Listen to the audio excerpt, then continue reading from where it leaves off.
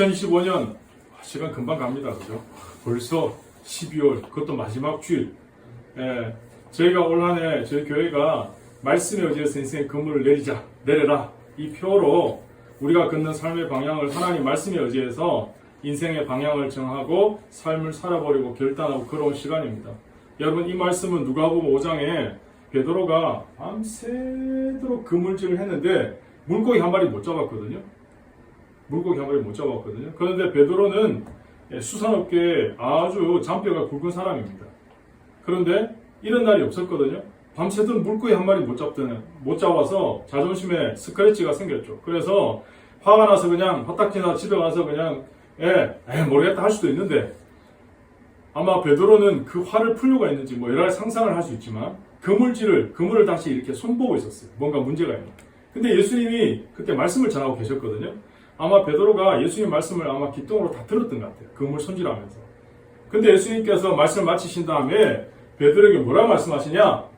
깊은 데로 가서 그물 한번 내려봐. 이렇게 말씀했단 말이에요. 근데 여러분 아시는 것처럼 베드로가 어부기 때문에 이 갈릴리 바다는 이 잡듯이 산사이 다 압니다. 그리고 어릴 때부터 수산업계에서 일했기 때문에 그물질 어떻게 하고 물고기 어떻게 잡는지 너무 잘 압니다. 그런데 예수님이 갑자기 해가 지금 뜬 이 상황에서 물고기는 얕은 물가로 다 가는데 깊은 물에 물고기 없는데 갑자기 깊은 데 들어가서 그물 내라 그러니까 베드로의 상식과 이성이 안 맞죠, 사실은. 그러니까 세상적으로 보면 예수님, 물고기는 제가 더 잘 잡습니다. 주님 그냥 말씀만 잘 전하세요. 그냥. 주님만 그냥 하던 일 계속 하세요. 이렇게 얘기할 수 있죠, 세상적으로. 근데 베드로가 이야기는 안 했지만 아마 그런 생각을 했을 것이다 상상해보는 거죠. 근데 베드로가 뭐라 얘기합니까? 말씀에 의지해서 내가 그물을 내리겠습니다. 그리고는 그물을 내렸잖아요. 어마어마한 물고기 일평생 한번 잡을까 말까 한 기적을 경험했지 않습니까, 사실은? 근데 어떤 유명한 분이 이걸 그림으로 그렸는데, 베드로가 밤새도록 그물질 할 때 하나님이 베드로에 있는 그물 안에 있는 물고기를 다 쫓아내신 거죠. 이렇게 밤새도록 따라다니면서. 그리고 깊은데 그물을 내렸을 때 그 그물 안에 물고기를 이렇게 모아주신 그런 그림이 있더라고요. 그러니까 결국 하나님이 작업하신 거죠, 어떻게 보면. 그냥 상상인데 그것도. 근데 베드로가 물고기 일생에 한번 잡을까 말까 한 어마어마한 어획량을 만들어냈는데 친구들은 너무 좋은데 베드로는 그게 관심이 없고 그 기적을 경험하는 순간 자기를 발견한 거죠. 그래서 예수님한테 가서 뭐라 얘기합니까? 주님, 나는 죄인입니다. 이전까지는 예수님에 대한 호칭이 선생님, 랍비 이렇게 불렀거든요. 근데 물고기라는 이 어마어마한 기적을 경험한 다음에는 선생님이 아니고 주님 이렇게 됩니다. 그리고 고백도 나는 죄인입니다. 어마어마한 기적을 경험해서 이 기적이 기쁜 게 아니고 내가 얼마나 연약한지 죄인지를 발견하게 된 거죠. 깨닫게 된 거죠. 그런 의미에서 우리가 예수님을 제대로 만나야 나의 연약함을 발견하게 되는 거죠. 나의 죄인됨을 깨닫게 되는 거죠. 그래서 여러분, 우리가 베드로처럼 올 한해 말씀에 의지해서 인생의 금을 내리자고 막 최선을 다해서 걸어오고 살아보려고 했잖아요. 그런데 우리가 우선적으로 해결해야 될 일이 있습니다. 그럼 먼저 복음을 경험해야 됩니다. 우리가 복음을 경험한다는 건 나를 위해서 십자가 지신 예수님의 십자가의 은혜를 체험해야 된다는 거죠. 분명히 말씀드리지만 우리가 십자가의 은혜를 통과하지 않고서는 우리의 삶의 기초를 제대로 세워갈 수 없는 우리는 연약하고 죄인입니다. 우리 죄인입니다. 그런데 로마서 5장 8절에 우리가 아직 죄인 되었을 때 예수 그리스도께서 우리를 위해서 십자가에서 죽으셨기 때문에 하나님께서 우리에게 대한 자기의 사랑을 확증해 주셨다 이렇게 돼요. 여러분, 혹 착한 사람을 위해서 아니면 대의를 위해서 가족을 위해서 그렇게 목숨을 바칠 수는 있지만 죄인을 위해서 죽으신 사람은 없잖아요. 근데 하물며 하나님이신 그분이 인간의 몸을 입고 오셔서 죄도 없으신 그분이 죄를 뒤집어 쓰고 우리를 위해서 십자가에 못 박혀 죽으셨기 때문에 하나님 우리를 사랑하신다는 걸 보여주셨다는 거죠. 그래서 여러분, 나를 향한 하나님의 사랑은 예수님의 십자가에서 절정을 이룹니다. 하나님은요, 공의의 하나님이시거든요. 그래서 죄를 용납 못하세요. 죄를 하나님은 심판하시고 우리를 지옥불에 던져 넣으셔야 되는데 하나님의 또 다른 한쪽편이 하나님의 사랑이시거든요. God is love. 그러니까 하나님의 공의와 사랑은 충돌하잖아요. 그래서 하나님이 심판하셔야 되는 우리를 살리기 위해서 하나님 아들이신 예수님이 직접 인간의 몸을 입고 이 땅에 오셔서 십자가 지신 거죠. 그래서 예수님의 그 십자가에서 하나님의 공의와 사랑이 절정을 이루는 만나는 시간. 그래서 우리의 구원이 완성된 거죠. 십자가에서. 그래서 우리 모두는 십자가를 통과해야, 십자가 지신 예수님의 그 은혜를 경험해야 나를 향한 하나님의 사랑을 깨닫게 되고 나를 향한 하나님의 그 찐사랑을 이해할 수 있게 된다는 거죠. 복음을 경험하고 하나님의 사랑을 받게 되면요, 사람 인생이 바뀝니다. 삶의 방향이 바뀝니다. 일명 목적에 이끌려간 인생으로 전환되는 거죠. 그럼 여러분은 인생의 목적을 정하셨습니까? 정말 하나님이 기뻐하시는 삶의 방향을 제대로 잡으셨습니까? 근데 오늘 우리 마음에 계속 허전함이 있어요. 외로움이 있어요. 뭔가 모를 공허에 빠진 이유가 있다면 삶의 방향을 잘못 잡으셨기 때문입니다. 다시 말씀드리지만 세상에는 우리에게 진정한 위로와 소망을 주지 못합니다. 거짓 기쁨, 가짜 희망, 잡지도 못할 무지개 쫓는 심정으로 세상에서 계속 방황하고 있는데 그 세상 속에서 무슨 희망을 노래하겠습니까? 무슨 삶의 의미를 찾겠습니까? 오늘 우리가 삶의 방향을 제대로 정하시려면 예배 자리에 나와 있는 여러분 한 분 한 분이 내가 누구인지, who am I? 나의 정체성을 먼저 정리해야 됩니다. 왜? 인간은 결국 자신이 누구라고 생각하고 정리하느냐에 따라서 삶을 살아가게 되어 있기 때문에 그렇죠. 여러분, 한 사람이요, 인생 동안 이 정도의 삶의 고난을 경험할 수 있을까? 이 정도의 혼란의 깊이를 경험할 수 있을까? 라고 생각되는 본문의 주인공이 바로 다니엘입니다. 다니엘은요, 10대 사춘기 때 이 엄청난 삶의 고난과 혼란의 깊이를 경험했거든요. 나라가 망해버렸어요. 신앙도 다 불타버렸어요. 가족도 다 잃어버렸어요. 그리고 자신은 적국의 포로로 끌려간 거예요. 여러분, 나라도 신앙도 가족도 자신도 다 무너진 인생. 여러분, 세상에서 이 정도 무너지면 그 다음 수순은 어떻게 됩니까? 그런데요, 여러분, 다니엘의 이름이 뭔지 아십니까? 다니엘의 이름의 뜻은 하나님이 심판하신다. 하나님이 나의 심판주가 되신다, 이 뜻이거든요. 다시 말해서 다니엘은 한평생을 살면서 세상에 아무리 악이 날뛰어도 천지가 개벽해도 결국 하나님이 세상을 다스리시고 하나님이 세상의 모든 것을 결정하시는 최종 결정권자이시다 라는 이 이름의 뜻으로 살아가기로 결단하고 살아간 인물이라는 거죠. 오늘 저와 여러분이 이제 다니엘서 6장을 보셨는데요. 다니엘서가 총 12장인데 다니엘서가 12장인데 이걸 두 부분으로 나누면 1막이 6장까지, 이제 2막이 7장부터 12장까지. 오늘 6장은 다니엘서 1막의 마지막에 해당되는 6장 마지막이거든요. 여러분, 다니엘서 1장은 다니엘과 그의 친구들이 정치적 위험성을 감수하고 육식을 하지 않고 왕의 산의진미를 먹지 않고 채식을 선택해서 결단한 시간이거든요. 근데 누구보다 건강했어요. 하나님은 이 다니엘과 친구들의 이야기를 통해서 하나님이 하시는 말씀 뭐냐? 내가 너희를 결코 잊지 않겠다. 이 말씀을 주시는 거거든요. 2장에서는 부위별로 다른 재료로 만든 신상이 느부갓네살의 꿈에 나타나거든요. 그런데 갑자기 뜨인 돌이 갑자기 날아와서 산산이 그 신상을 다 박살이 내는 거죠. 하나님은 이걸 통해서 하나님이 진정한 구원자가 되신다, 이걸 말씀하십니다. 3장에서는 다니엘과 친구들이요, 어떻게 됩니까? 맹렬히 타는 풀불에 던져짐을 당하거든요. 맹렬히 타는 풀불에. 그런데 거기에 신의 아들 같은 자가 함께 하셔서 다니엘과 친구들을 보호해 주신 거죠. 그래서 3장에서는 내가 어떤 환경이 있든지 어떤 조건과 어떤 상황이 있든지 너희와 함께 있겠다는 임마누엘의 원리를 증거해 주신 거죠. 4장 가니까요, 느부갓네살이 갑자기 실성을 해서 덜짐승처럼 완전히 바닥으로 떨어지는 정말 짐승 같은 인생을 살게 돼요. 그런데 시간이 지나서 느부갓네살이 복권이 되고 다시 왕의 자리에 올라가면서, 그리고는 다시 하나님께서 이것을 통해 하신 말씀이 뭐냐? 겸손히 자기를 낮추는 자들을 하나님은 회복시켜 주신다 라는 말씀을 4장까지 하시는 거예요. 근데 5장에 가니까 어떤 내용이 나오냐? 이제 느부갓네살에서 벨사살 왕으로 바뀌거든요. 벨사살 왕이 얼마나 오만방자하고 교만한지 남유다 예루살렘에서 빼앗아온 성전 기구로 그 하나님을 제사 드리는 그 기구로 술잔으로 사용하고 막 흥청망청 그럴 때 갑자기 벽에 손이 하나 나타나서 글씨가 막 써지는 거예요. 메네메네 대게 우바르신, 이렇게 글자가 써집니다. 벨사살이 막 사색이 되고 결국은 오만방자한 벨사살 왕이 두려워 떠는 그 모습. 그래서 하나님이 결국은 심판, 너는 이제 끝났어 벨사살, 네 나라는 이제 두 쪽으로 나뉘어질 거야.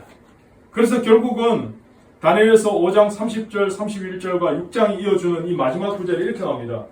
그날 밤에 갈대아 왕 벨사살이 죽임을 당하였고, 31절 마지막에 메대 사람 다리오가 나라를 얻었는데 그때 다리오는 62세였다. 이렇게. 결국은 나라가 바벨론 갈대아에서 메데바사로 넘어가게 되는 거죠. 근데 여러분 세계 역사에서 이 메대 왕에 대한 이 세계 역사에 이 확실한 이 증거가 없거든요. 그래서 주석학자들이 다양한 추측을 합니다. 보통 정통한 추석은 다리오 왕이 누구냐? 페르시아 고레스 왕이 신하였는데 그 당시 세계 패권을 쥐고 있던 고레스가 바벨론을 이긴 대가로 어떤 한 지역의 분봉왕으로 다리오를 세웠다는 거예요. 그래서 그 지역에 다리오가 왕이었을 것이다. 이렇게 다리오 시대를 이야기합니다. 어쨌든 이전 시대에 바벨론의 느부갓네살 왕, 벨사살 왕 두 왕을 거치면서 최고의 재상 자리에 오른 사람이 다니엘이거든요. 근데 시대가 바뀌었잖아요. 나라가 바뀌었잖아요. 바벨론에서 메데바사로 넘어갔잖아요. 그런데 현실적으로 보면 다니엘은 정권이 바뀌고 시대가 바뀌면 처형돼야 될 사람이에요. 여러분 세상에서 보세요. 정권이 바뀌면 그 사람이 그대로 정권이 그 직이 유지됩니까? 다 바뀌잖아요. 세상도. 대통령이 바뀌면.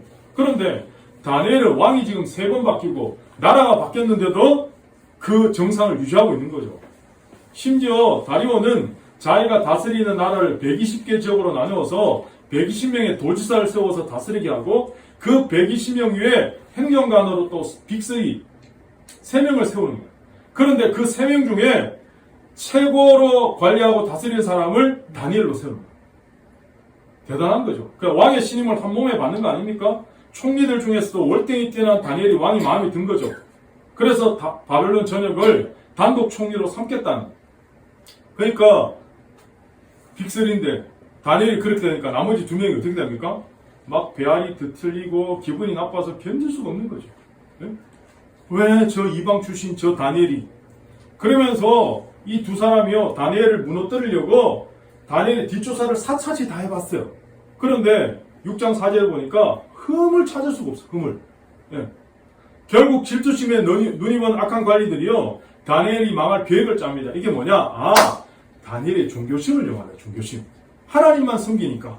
그래서 어떻게 하냐?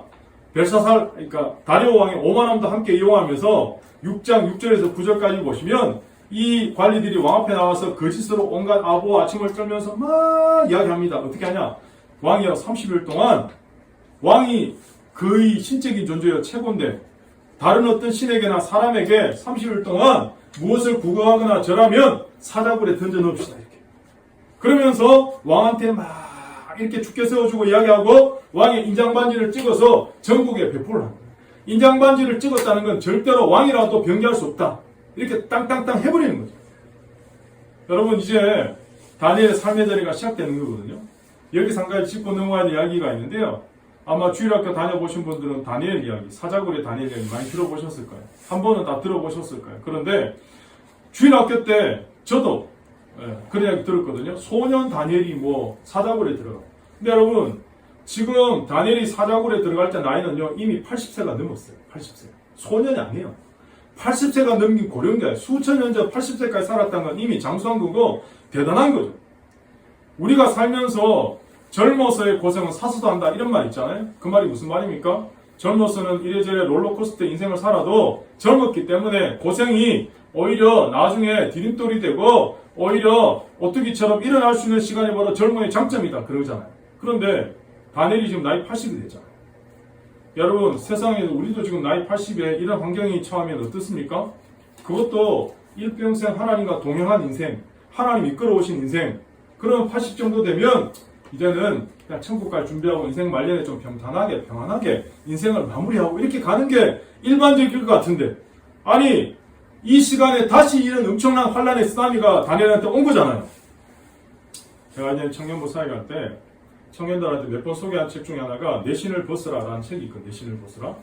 저도 대학교 때 이 책에 매료되어서 너무 감동된 책인데 삶의 방향을 잡지 못하고 미국으로 국비 장학생을 떠난 선배에게 제가 이 책을 선물했거든요. 그런데 이분이 미국 가서 너무 삶에 고민이 있고 참 어려움이 있을 때 이 책을 읽고 나서는 삶이 터닝이 된 거죠. 그러면서 네가 그때 미국으로 떠난 나에게 책을 선물해줘서 미국에서 그 책을 읽고 하나님께 헌신하고 삶의 방향을 정했다는 거예요. 이게 칭찬인지 약간 원망하는 말인지 그때 헷갈렸는데 근데 제가 생각해 보니까 한순간 하나님 앞에 인생을 드리고 신학교도 가고 목회자로 살아가는 결단을 하는 것만으로 이제 내 인생의 모든 과거의 잘못된 신발을 벗고 난 새로워졌어. 땡! 그러면 안 된다.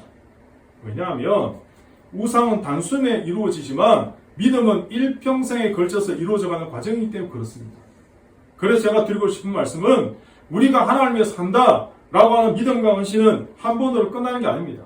우리 일평생 끝날 때까지, 주님 나라 가는 날까지 우리 몫에 태인 십자가 지고, 삶의 십자가 지고 끊임없이 주님을 따라가야 되죠. 그래서 사도 바울은 날마다 자기를 쳐서 주님께 복종한대요. 난 날마다 죽는데요. 그걸 경험한다는 거잖아요. 그러므로 여러분, 우리가 죽어야 다시 삽니다. 내가 안 죽으니까 힘이 들잖아요. 나의 스슬풀은 자아, 고집, 아집, 자존심, 욕심, 이게 계속 안 죽으니까 너무 힘들어요. 오늘 우리는 예배 가운데 이 모든 것들 십자가 앞에 내려놓고 정말 죽지 못한 나의 모든 것들을 다 내려놓고 주님의 십자가만 붙들 수 있기를 축복합니다. 여러분, 다니엘이 그 인생 말년에 닥친 어쩌면 인생의 총결산하는 시점에 이 80이 넘은 고령의 나이에 사자굴의 도전 앞에서 어떻게 살았을까요? 다니엘은 다시 하나님을 신뢰하는 믿음으로 우뚝 서서 우리에게 모범을 보이고 지금 도전을 주고 있는 거죠. 첫 번째는 다니엘은 하나님을 믿었습니다. 하나님 믿었습니다. 여러분 오늘 누굴 믿습니까? 여러분 무엇을 믿습니까? 히브리서 11장 6절에 믿음이 없이는 하나님을 기쁘시게 못하나니 하나님께 나아간 자는 반드시 그가 살아계신 것과 또한 그가 자기를 찾는 자들에게 상 주시는 이심을 믿어야 할지니라 이렇게 말씀하죠. 여러분 이게 저희 더사랑교회 내년 2016년 말씀으로 정해진 구절이고 표도 믿음으로 나가라. 믿음으로 나가라. 네. 우리는 오늘도 살아계신 하나님을 믿잖아요. 하나님이 자신을 찾고 부르짖는 자들에게 응답하시는 분임을 믿습니다. 그죠? 믿으시죠? 안 믿습니까? 하나님은 자기를 찾는 자에게 응답하시는 분이죠.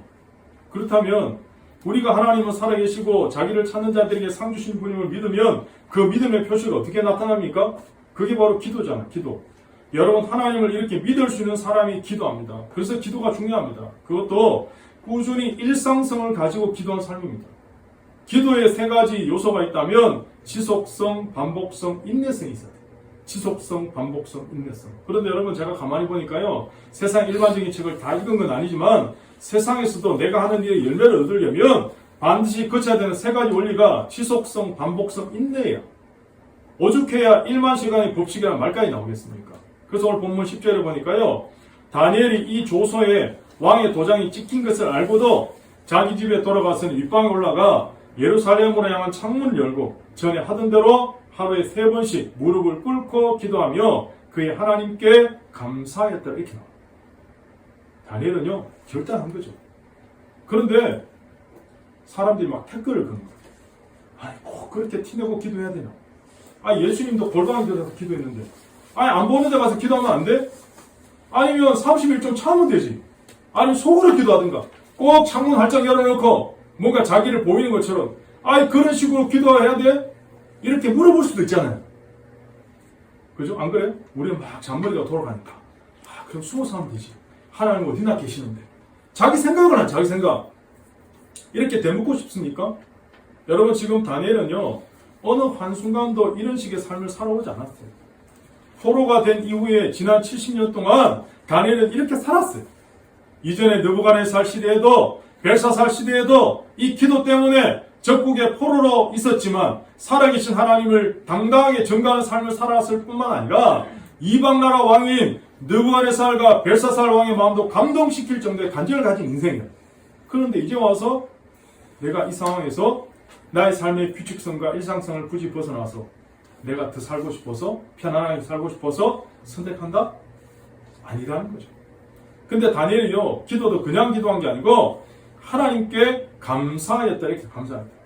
여러분 가장 좋은 기도는요 감사함으로 하는 기도입니다. 감사함으로 하는 기도. 2025년 대한민국 그리스도인들이 가장 좋아하는 구절 베스트 그 탑5가 뽑혔는데 그 첫 번째가 무슨 구절인지 아십니까? 2015년 한국교회 교인들이 제일 좋아하는 성경 구절 그게 바로 빌립보서 4장 6절입니다.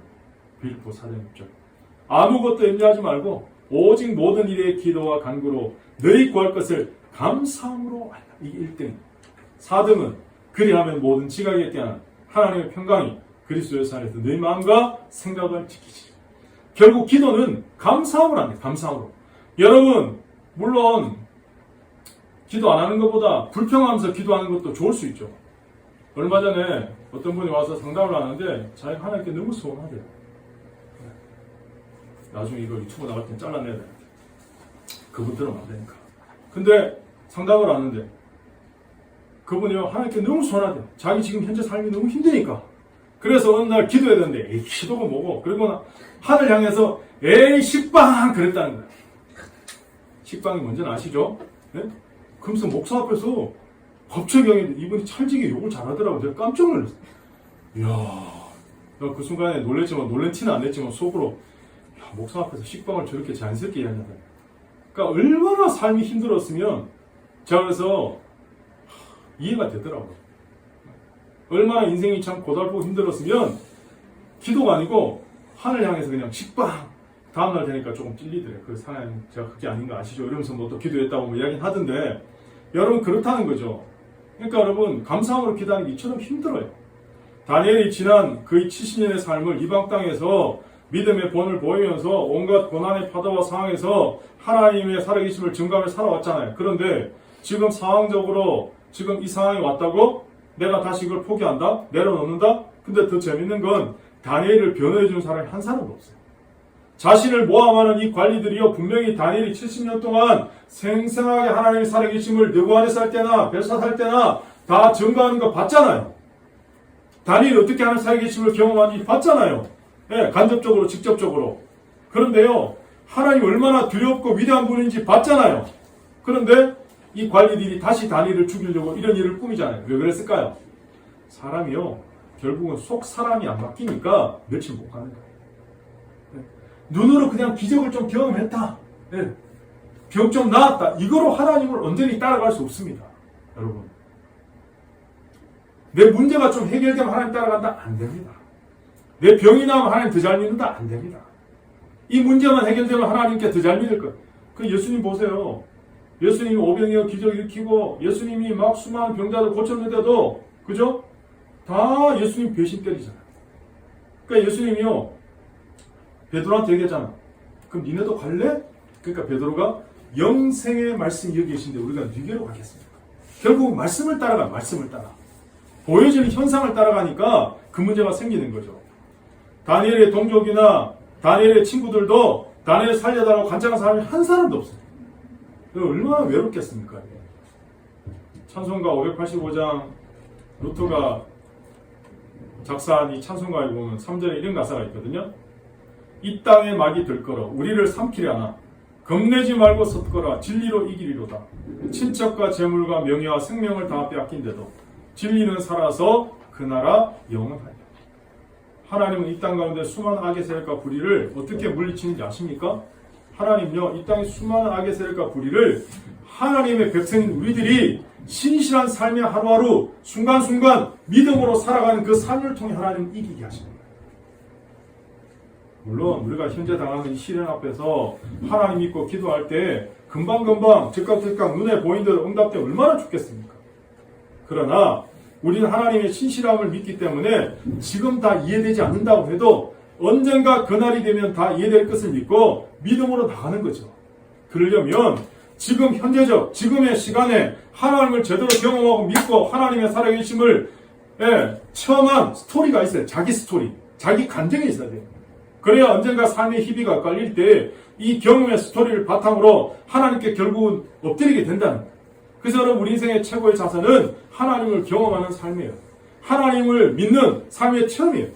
오늘 다니엘은요 70년 동안 그렇게 살았기 때문에 굳이 내가 그렇게 그러니까 여러분 70년 동안 그렇게 살아오니까요 삶에 뭐 사자굴에 들어가냐 안 들어가냐 이게 문제가 안 돼요.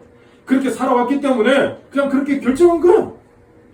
한순간에 그렇게 결정한 게 아니고 욱하는 마음으로 즉흥적으로 한 게 아니고 그동안 살아온 하나님과의 생생한 스토리, 간증이 있기 때문에 삶을 결정하고 판단하고 방향을 결정할 때 그냥 그렇게 가는 거예요. 그래서 여러분 믿음은 한순간에 결정되는 게 아닙니다. 우상은 한순간에 결정되지만 우리는 매일매일 그 하나님 말씀 붙들고 나가는 게 그래서 중요한 거예요. 두 번째, 다니엘은 어떻게 살았을까요? 용기를 가지고 소망 가운데 살았습니다. 여러분 다니엘이요 예루살렘 향해서 창문 열어놓고 기도하면 자기가 어떤 일 당할지를 알았을까요? 몰랐을까요? 당연히 알았죠. 자기가 하나님 믿는 신앙을 고집하면 자기가 지금 갖고 있는 명성이나 주의나 재물이나 모든 게 한꺼번에 다 날아간다는 거 몰랐을까요? 다 알았어요. 그런데 다니엘은 평소와 다름없이 하나님께 기도하고 예배하는 일상적 삶을 꾸준성을 지켜내고 살았다는 거예요. 왜요? 이것이야말로 성도에 마땅한 삶의 자세입니다. 이것이야말로 믿음으로 살아가는 백성의 태도이기 때문에 그렇게 살아간 거예요. 여러분 성경이 몇 권입니까? 성경책이 몇 권입니까? 한 권 그럼 할 말이 없는데 성경책이 몇 권입니까? 66권. 구약이 몇 권? 39권. 39? 27. 그 신약 27권. 그래서 도합 66권. 카톨릭은 여기서 7권이 더해졌습니다. 구약이 7권이. 신약은 똑같은데 구약은 7권이 더 붙어서 73권이거든요. 근데 66권인 건 잘 아시는데 창세기부터 계시록 22장까지 몇 장일까요? 총 장수로 1189장이에요. 1189장. 1189. 이 정도 이제 아셔야 되나요? 1189장. 1200장이 안 되거든요. 여러분, 이게 1189장이잖아요. 이게 성경이. 이게 1189장인데, 이 성경을 우리가 중탕하는 거 있잖아요. 염소, 뭐 이런 거. 예? 그런 중탕기에 넣어서 이 성경을 꽉 짜는 거야. 꽉 짜면 엑기스가 떨어지잖아요. 성경 1189장을 중탕기에 넣어 꽉 짜면 떨어지는 게 뭐냐? 그게 마태복음 5장, 6장, 7장. 마태복음 5장, 6장, 7장. 마태복음 5장, 6장, 7장이 뭔지 아십니까? 예수님의 산상순이에요. 예수님의 산에 올라가셔서 제자들이 가르치신 말씀. 다시 말해서 성경 1189장의 가장 엑기스는 마태복음 5장, 6장, 7장이 예수님의 산상순이라요. 산상순을 다시 한 번 더 중탕기에 더 짜잖아요. 그러면 마지막에 뭐가 떨어지지 아세요? 예수님의 주기도문이에요. 주기도문. 그러면 창세기부터 계시록까지 완전히 관통하는 핵심 중의 핵심 엑기스는 뭐라고요? 주기도문. 그래서 우리가 주기도문 고백하잖아요. 그런데 주기도문의 핵심 뭔지 아세요? 하나님의 나라예요. 하나님의 나라. Kingdom of God. 하나님의 나라. 하나님이 창세기 1장부터 계시록 22장까지 계속 뭘 말씀하시냐? 하나님의 나라를 이루시고 하나님의 나라를 완성시켜 가시는 거예요. 세례요한과 예수님께서 제일 먼저 외치신 메시지가 회개하라, 킹덤 오브 갓, 천국이 가까이 왔느냐. 그렇게 선포하잖아요. 오늘 다시 말해서 다니엘은 그 이방 나라의 포로로 10대 때 끌려갔지만 그러나 하나님이 심판하신다. 결국 하나님이 악을 차단하시고 내가 이 땅 가운데 하나님 나라를 완성해간 하나님 백성이야 라는 믿음으로 살았다는 거예요. 여러분, 보통 세상에서는 나라를 구성하는 세 가지 요소가 있잖아요. 뭐가 있습니까? 영토, 그 다음에 사람, 그리고 주권이 있잖아요. 국가를 구성하는 세 가지 요소예요. 영토, 사람, 주권. 근데 하나님 나라 개념은 조금 세상에서 이야기하는 좀 달라요. 하나님의 나라는요, 하나님의 주권이 선포되는 곳이 하나님 나라예요. 그러면 하나님의 주권이 어떻게 선포되는지 아세요? 하나님을 왕으로 모시고 살아간 하나님 백성들이 존재하는 그곳, 그 땅, 그곳이 하나님 나라가 되는 거예요. 그럼 여러분 생각해 보세요. 자, 이스라엘 백성들은요, 예루살렘 성전만 있으면 자기들 망하지 않는다 이렇게 생각한 선민의식이 있었거든요. 삶은 완전 개차반으로 살면서. 예? 예루살렘 성전 이것만 있으면 돼. 그러니까 하나님 어떻게 하세요? 예루살렘 성전을 다 돌 위에 돌 하나도 안 남도록 무너뜨리시고 다 포로로 끌려가게 만들어버리셨어요. 그럼 하나님은 사라진 거예요? 아니요. 하나님은 포로로 끌려가는 그 다니엘, 하나님이 심판하신다. 하나님 나의 왕이시다는 믿음의 고백을 가진 이 다니엘, 적국에 가 있지만 그 이방 나라 땅에서 어떻게 해요? 다니엘이 서 있는 그곳이 하나님 나라가 되는 거예요. 하나님 나라를 이루도록 살아가게 하시는 거죠. 이게 여러분 중요해요. 중요해요. 다시 말해서 하나님께서 오늘도 하나님을 왕으로 모시는 한 사람 한 사람을 통해서 하나님의 나라를 능히, 이 부사가 중요한데 능히 이루신다는 걸 보여주고 계시는 거죠. 그래서 여러분 한 사람 한 사람 결코 약하거나 부족하지 않습니다. 하나님은 숫자나 크기로 일하시는 분이 아닙니다. 결국 오늘도 예수 그리스도의 복음으로 충만해서 십자가 은혜에 감격하고 감동한 한 사람을 통해서 하나님 나라 역사를 이루고 만들어 가신다는 거죠. 여러분, 오늘 우리 노력으로 아무런 변화가 일어나지 않을 것 같은 상황에서도 굳건히 하나님만 바라보고 믿음으로 나간 대표적인 롤모델이 바로 다니엘입니다. 다니엘. 죄악이 아무리 거대하고 우리의 노력이 아무 의미 없는 몸짓처럼 보일지라도 우리가 하나님을 믿고 나가면 하나님도 우리에게 우리의 신실함을 요구하십니다. 그래서 하나님이 우리에게 이렇게 말씀하십니다. 히브리서 10장 38절 39절. 나의 의는 믿음으로 말미암아 살리라. 또한 뒤로 물러가면 내 마음이 그를 기뻐하지 아니하리라 하셨느니라. 우리는 뒤로 물러가 멸망할 자가 아니요 오직 영혼을 구원함에 이르는 믿음을 가진 자입니다. 여러분, 다니엘서는요 하나님의 구원하심을 주제로 하기도 하지만 동시에 거대한 악에 맞서는 용기를 강조한 책이기도 합니다. 실상은 하나님의 구원하심 때문에 우리의 용기가 중요하다고, 가치가 있다고 말하는 책이 다니엘서입니다. 오늘 우리 그리스도인들이요, 또 우리 교회가 환영받지 못하는 환경과 장소에서, 척박한 땅에서 하나님을 믿어야 될 때도 있고 섬겨야 될 때도 있고, 지역사회의 핍박이나 가족들의 거부 속에서 세상에 혼자 된 듯한 괴로움이나 외로움을 당할 수도 있습니다. 내가 지금 최선을 다하고 사는데도, 노력하는데도 아무 변화가 일어나지 않았기 때문에 그냥 의무감에 젖어서 절어서 살아갈 수도 있습니다. 시달릴 때도 있습니다. 의심이 스물스물 몰려올 때도 있습니다. 근데 그런 마음이 들 때 다니엘서가 우리에게 엄청난 위로가 됩니다. 왜? 다니엘의 말로 우리에게 하나님의 희망의 전달자입니다. 더 나아가서 어쨌든 다니엘의 헌신과 용기를 통해서 이 엄청난 변화가 일어날 수 있다는 메시지를 우리에게 강력하게 주고 있기 때문에 그렇습니다. 여러분이 지금 겪고 있는 문제와 어려움은 어떤 겁니까? 어쩌면 우리 안에 자리하고 있는 죄일 수도 있고 우리 주변의 죄일지도 모릅니다. 너무나 거대하니까 싸울 의욕조차 일어나지 않을 수도 있습니다. 그럼에도 불구하고 우리는 다니엘처럼 용기를 가지고 소망 중에 도전해야 됩니다. 우리 자리를 지켜야 됩니다. 옳은 일을 하고 하나님이 그 결과를 책임져 주시도록 맡겨드려야 됩니다. 왜? 하나님은 하실 수 있고 반드시 하실 것입니다. 하나님의 때 하나님 영광을 위해서 사자의 입을 막아주시기도 하고, 너무 변화가 극심하고 악이 거대해서 무엇을 해야 될지 엄두가 안 날 수도 있지만 설령 무엇을 해야 될지 안다 할지라도 의심도 되고 용기가 없잖아요. 내가 지금 있는 직장 상사가 바뀔 가능성은 전무하고, 결혼 생활이나 집안 환경이 달라질 희망은 조금도 없고, 상황이 너무 엉망이라 조금 더 개선될 기미가 전혀 없어 보일지 모릅니다. 그러나 상황이 아무리 혼란스럽고 해결책이 보이지 않는다 해도 오늘 하나님은 우리에게 이렇게 기도하고 하나님은 기다리고 계신다는 걸 아셔야 돼요. 우리가 하나님 앞에 절규하잖아요. 하나님, 도대체 내가 뭘 어떻게 해야 됩니까?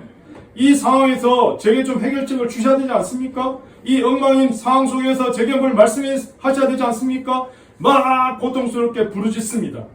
하나님이 오늘 다니엘서를 통해 우리에게 조용하게 말씀하십니다. 귀를 한번 기울여보세요. 하나님의 빗자루 소리가 들리지 않습니까? 아무리 우리가 힘들다고 해도 다니엘이 들려주는 하나님의 빗자루 소리, 이 빗자루가 우리의 주변에 어지럽게 널린 쓰레기 같은, 우리 내 안에 있는 쓰레기들, 내 주변에 있는 쓰레기들을, 혼란스러운 의심과 의문들을 깨끗하게 청소해 주고 계십니다. 첫 번째, 믿음으로 기도하며 살아라. 두 번째, 용기 있게 소망 중에 살아라. 여러분, 그래서 두려움을 용기로 바꾸고 살아가시기를, 그래서 정말 하나님께 쓰임받는 여러분 되시기를 축복합니다. 이 시간 나의 모든 고집과 자존심과 욕심과 상처와 과거와 슬픔을 다 내려놓고 이 두려움이 하나님을 바라보는 다니엘처럼 용기와 소망으로, 믿음으로 언제 바뀔 수만 있다면 하나님 우리를 다시 새롭게 우리 삶의 발걸음을 옮겨주실 것입니다. 그래서 다가온 2026년에는 믿음으로 나가는, 믿음으로 전진하는 모든 우리 더사랑 가족 되시기를 예수 그리스도의 이름으로 축복합니다.